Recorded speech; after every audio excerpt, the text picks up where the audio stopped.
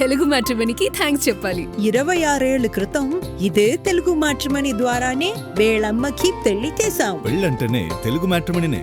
Right. క్వాంటంలో మరో 45 లక్షల మందికి శిక్షణ. అమరావతిలో దేశ తొలి క్వాంటం రెఫరెన్స్ ఫెసిలిటీని ప్రారంభించిన సీఎం చంద్రబాబు. ఆల్రెడీ మరి బెంగళూరులో ఒకటి వచ్చింది, హైదరాబాద్లో వస్తుంది, మరి దేశంలో అనేక చోట్ల వస్తే మరి ఇక్కడ మందే ఫస్ట్ అన్నారు. మంచిదే, సంతోషమే వస్తే కనుక. కానీ 45 లక్షల మందికి శిక్షణ ఏమిటి? ఇదేం ప్రచారం? Made in quantum computer, made in Amaravati అంట. ఇప్పుడు ఇందాకే తెలుగుదేశం మేధావిగా గుర్తింపు పొందిన ఒక ఆయన కొన్ని విషయాల్లో ఆయన నిష్పక్షపాతంగానే మాట్లాడతారు. ఆయనే చెబుతున్నారు వీటి వల్ల ఉద్యోగాలు రావు, 275 మైనస్ డిగ్రీల దీంట్లో ఉండాలి. మీకు ఐడియా ఉంటే మాట్లాడండి రాజీవ్. ఈ 45 లక్షల మందికి శిక్షణ ఇంత అతి ప్రచారం అవసరమా? సార్ నేను కూడా సాఫ్ట్వేర్ ఇంజనీర్ గా ఒకప్పుడు మాట్లాడండి, మీరే కరెక్ట్. అట్లయితే ఇక్కడ చంద్రబాబు నాయుడు గారు ప్రస్తుతం యుగం అంతా కూడా ఏ టెక్నాలజీ నడుస్తుంది సార్. క్వాంటమ్ అనేటువంటి దానికి సంబంధించి కంప్యూటర్లు కానీ మొబైల్స్ కానీ పనిచేస్తున్నాయి. అయితే ఇదేదో కొత్తగా ఆయన తీసుకొస్తున్నారని చెప్పి ఏదో ఉద్యోగాలు వచ్చేస్తున్నాయి, మరి ఇది ఒక అద్భుతం అని చెప్పి ప్రచారం చేసుకున్నా. ఇదే తప్పు అంటున్నా. ఇక్కడ విశాఖపట్నంలోకి సంబంధించి ఏదన్నా జరిగినా కూడా ఈ రకమైనటువంటి ప్రచారాలే. నిజానికి అక్కడ ఉద్యోగాలు వచ్చేవి చాలా తక్కువ. ఉదాహరణకి ఇప్పుడు ఉన్నటువంటి ఈ క్వాంటమ్ ఏదైతే వీళ్ళు చెప్తా ఉన్నారో దానికి కావాల్సింది -270 డిగ్రీస్ లో ఇవి పనిచేస్తాయి. అంత -270 ఉండాలంటే అసలు ఏ రకమైనటువంటి వాతావరణ మౌలిక వస్తు సదుపాయాలు ప్రభుత్వం కల్పించాల్సి ఉంటది వాళ్ళకి అనేటువంటిది. చాలా భారీ ఖర్చు కదా. చాలా భారీ ఖర్చు సార్, చాలా భారీ ఖర్చు. ఇంకొక విషయం ఏంటంటే ఈ దాదాపు అందులో 2 కంపెనీల పేర్లు ప్రస్ఫుటంగా వాళ్ళు చెప్పడం జరిగింది. క్వాంటమ్ క్యూబీటెక్, క్యూబీ ఫోర్స్, ఈ 2 కంపెనీల పేరు చెప్పారు. ఆ క్యూబీ ఫోర్స్ అనే కంపెనీ జస్ట్ ఒక 4 నెలలు అయింది. ఆ కంపెనీ ₹1,00,000 ఇన్వెస్ట్మెంట్ తో కంపెనీ స్టార్ట్ అయ్యి, అటువంటి కంపెనీతో 100,000 కోట్ల పెట్టుబడులు వచ్చేస్తాయా? లేదా కంపెనీ లక్షల మందికి శిక్షణ ఇచ్చేయగలరా? అసలు ఏం చెప్తున్నారు? బుర్ర ఉన్నాడు ఎవడని ఈ రకమైనటువంటి మాటలు మాట్లాడతారా? కాబట్టి చంద్రబాబు నాయుడు గారు దేన్నన్నా పట్టుకుని, గోరంత దాన్ని పట్టుకుని కొండంత ప్రచారం చేయడంలో చంద్రబాబు నాయుడు గారు చాలా అందవేసిన చెయ్యి సిద్ధహస్తుడు. ఆ ప్రచారాలు నమ్మితే ప్రజలు మోసపోక తప్పదు. నేను ఒకటే చెప్తున్నా, ఆంధ్రప్రదేశ్ రాష్ట్రంలో చాలా దుర్మార్గంగా చేస్తా ఉన్నాను. అమరావతి పేరు చెప్పి అమరావతి ప్రాంత అభివృద్ధికి వైఎస్ఆర్ కాంగ్రెస్ పార్టీ వ్యతిరేకం కాదు. అమరావతితో పాటు మచిలీపట్నం అభివృద్ధి చెందాలి, విజయవాడ అభివృద్ధి చెందాలి, గుంటూరు అభివృద్ధి చెందాలి, ఉత్తరాంధ్ర అభివృద్ధి చెందాలి, రాయలసీమ అభివృద్ధి చెందాలి. అంతే తప్ప మొత్తం తీసుకెళ్లి అమరావతిలో పెట్టి అక్కడ ఏమీ లేకపోయినా ఏదో ఉందని చెప్పి మసిబూసి మాయడిగా చేసి తప్పుడు ప్రచారాలు, గజకర్ణ గోకర్ణ టక్కు టమారా వేషాలు వేయడాన్ని వైఎస్ఆర్ కాంగ్రెస్ పార్టీ తీవ్రంగా వ్యతిరేకిస్తుంది. అమరావతిని ఒక ఫేస్ మాస్క్ ఇదంతా అడ్డు పెట్టుకుని అవినీతి చేసుకోవడానికి వీళ్ళు ఆశపడుతున్నారు, ఆశయంగా పనిచేస్తున్నారు తప్ప ప్రజలకి లేదా ఇప్పుడు తెస్తున్నటువంటి దీని వల్ల ఏదో గొప్పగా వచ్చేస్తుంది, ఆంధ్రప్రదేశ్ రాష్ట్ర దశ దిశ మారిపోద్ది అన్నది అయితే అబద్ధం సార్. ప్రచారాలు ఆర్భాటాలకు మాత్రం పరిమితం అవుతాం. పైగా అసలు 45 లక్షల మందికి శిక్షణ ఎట్లా ఇస్తారు? ఎందుకు ఇస్తారు? ₹1,00,000 కంపెనీ అని మీరే చెబుతున్నారు. ఇంకో విశేషం ఏంటంటే, ఒకటేమో యూనివర్సిటీ క్యాంపస్ లో ఒక ఫెసిలిటీ సెంటర్ అంట, రెండోది మేధా టవర్స్. అది ఎవరు కట్టించారంటే రాజశేఖర రెడ్డి గారి టైంలో కట్టించినటువంటి బిల్డింగ్. మంచిదే, ఎప్పుడైనా వాడుకుంటే సంతోషమే. కానీ బట్ మొత్తం అంతా తనే చేశానన్న దానికి కరెక్ట్ కాదని ఆయనే రుజువు చేసుకున్నట్లుగా అయ్యింది. మీరేమంటారు తిలక్ గారు? మీరు చెప్పినట్టు గన్నవరం మేధా టవర్స్ ముందు ఎన్టీ రామారావు ముఖ్యమంత్రిగా ఉండగా ఎలక్ట్రానిక్ కార్పొరేషన్ చైర్మన్ గా వెంకటేశ్వర గారు ఉండేవారు. ఓ బిల్డింగ్ చేశారు ఎలక్ట్రానిక్ కాంప్లెక్స్ కి. అవును, ఎందుకు వదిలేశారు? ఎన్టీ రామారావు మీద కక్షతో.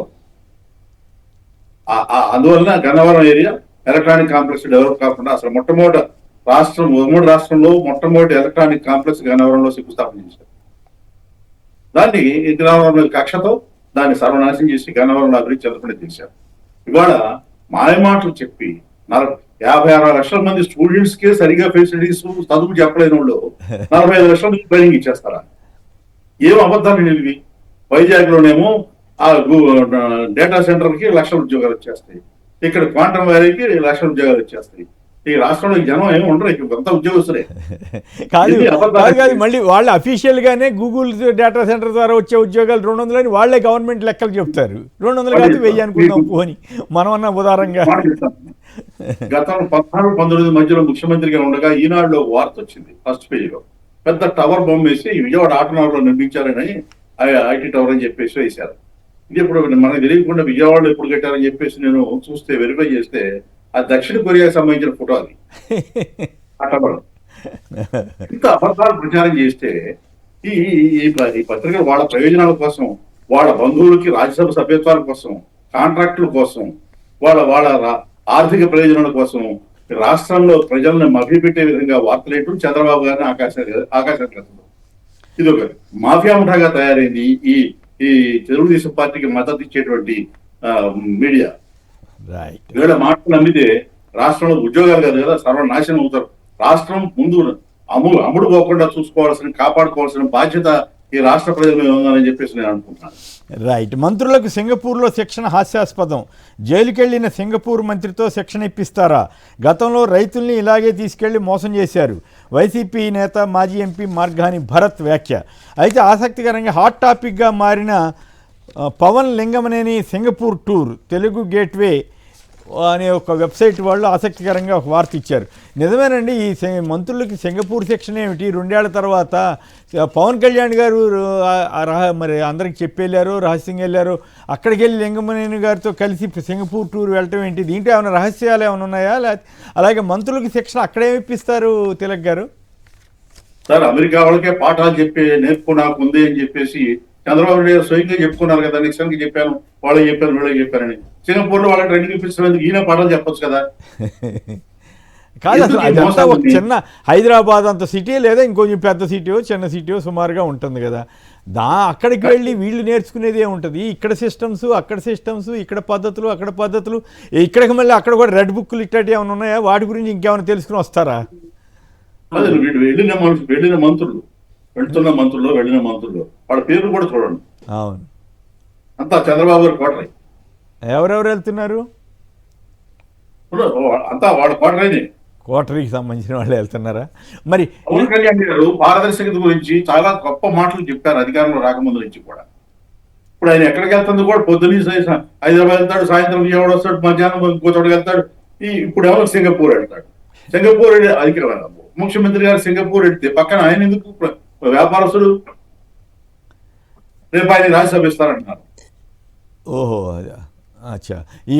మీరు చెప్పేది పవన్ కళ్యాణ్ గారి గురించా? పవన్ కళ్యాణ్ గారు టూర్ ఎందుకు, సింగపూర్ ఎందుకు వెళ్ళినట్లు ఆయన?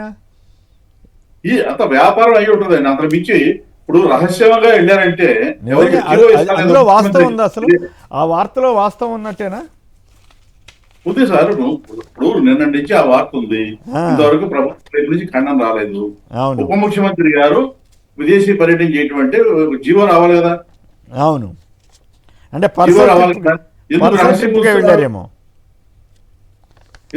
అంటే ఇక్కడ ఇది ఎక్కడ వచ్చిందంటే అమరావతిలో ముఖ్యమంత్రి చంద్రబాబుతో పాటు ఇతర నేతలు కూడా పాల్గొన్నారట. ఇది రాజ్యసభలో ఈ బిల్లు ఆమోదం పొందినప్పుడు కూడా సింగపూర్లోనే ఉన్నాడు ఈయన. పవన్ కళ్యాణ్ గారు సింగపూర్లోనే ఉన్నాడంట అప్పుడు కూడా. రాజ్యసభలో ఈ చర్చ జరిగినప్పుడు అమరావతి రాజధాని చట్టబద్ధత కల్పించిన తీర్మానంపై చర్చలో పాల్గొన్న తర్వాత పవన్ కళ్యాణ్ గారు సింగపూర్ బయలుదేరి వెళ్ళినట్లు బీజేపీ ఎంపీ ఒక ఆయన చెప్పారంట. అట్లాగే నిన్న మొన్న మరి అంబేద్కర్ గారి జయంతి సందర్భంగా కూడా మరి ఈయన పాల్గొన్నారా? మరి ఎక్కడి నుంచైనా చేశారో లేదో. లింగమనేని రమేష్ ఎక్కడుంటే అక్కడికి వెళ్ళొచ్చు, ఆయనకి ఎలాంటి ఇబ్బంది ఉండదు. కానీ పవన్ కళ్యాణ్ ముఖ్యమంత్రిగా ఉండి ఎందుకు టూర్ను రహస్యంగా ఉంచినట్లు అన్నదే ప్రశ్న ఎవరికి అర్థం కావటం లేదని వీళ్ళు రాశారు. తిలక్ గారు, లింగమనేని రమేష్ గారు ఆయన రాజ్యసభ ఇస్తారు, సింగపూర్ తీసుకెళ్తారు. ఎందుకంటే చంద్రబాబు నాయుడు గారికి ఇల్లు ఇచ్చారు, ఈయనకేమో ఎక్కడో 25 లక్షలు తక్కువ రేటుకి ల్యాండ్ ఇచ్చారు పవన్ కళ్యాణ్ గారికి. అది కాకుండా ప్రతిరోజు పవన్ కళ్యాణ్ గారి దగ్గర జరిగే దందాలకి సూత్రధారి లింగమనేని రమేష్ గారు. ఇంకా ఆయన రాజ్యసభకి ఎవరికి ఇస్తారు? ఆయన నెంట పెట్టుకెళ్ళకుండా సింగపూర్ ఎవరు నెంట పెట్టుకెళ్తారు?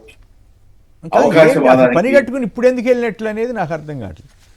అది ఆ రహస్యం బయటికి రావాలండి. వ్యాపార ప్రయోజనాలు తప్ప తెలుసు అని అడిగాను. అది ఇంకా బయటికి రాలేదు. ఇంకా బయటికి రాలేదా?